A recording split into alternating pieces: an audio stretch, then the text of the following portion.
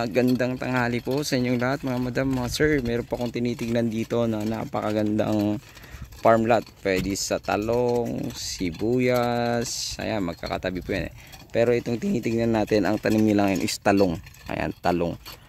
At hanggang dun, back to back, parang may road, nakadikit pa sa road doon, tapos nakadikit pa sa road dito.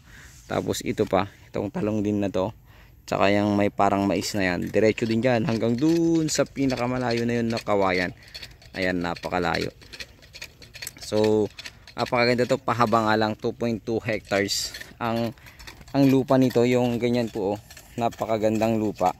Parang ano siya, hindi siya malagkit, hindi siya ano, kasi kaya pwede siya sa sibuyas, pwede sa kahit anumang gulay. So napakaganda. Ayan, mga mais ang kanila, may ano bang tawag, kahoy sa Ilocano yan eh.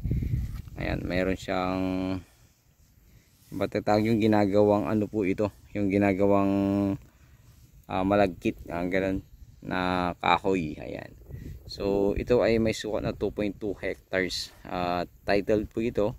I-check ko na lang kung yung kung ano po yung ano niya, kumbaga kung saan hanggang saan po yung boundaries niya.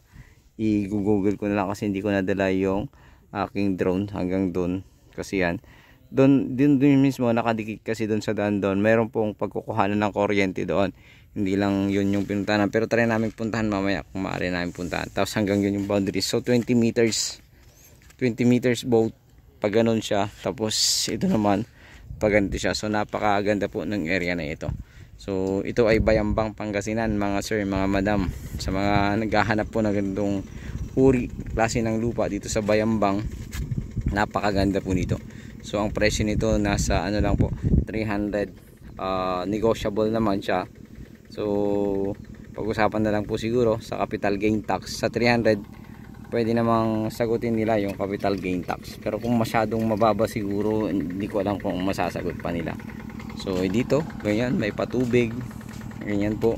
Sa mga ganito namang tanim, hindi kailangan ng masyadong maraming tubig. So pangit kasi ito pag maraming tubig. So ito, along cemented road talaga siya.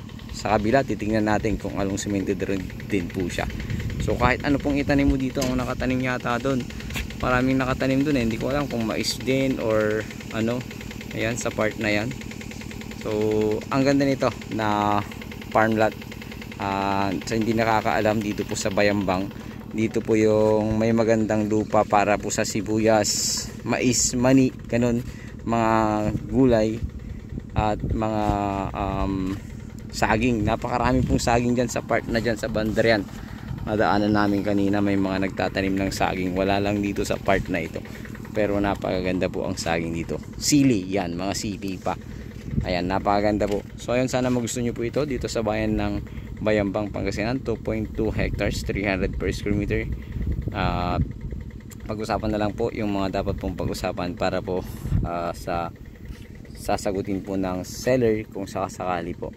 So sana magustuhan nyo po ito. Ito po ang inyong lingkod, Agent Joel, na nagsasabing wag po kayong magsawa sa panonood ng aming vlog. God bless you all po. Maraming salamat.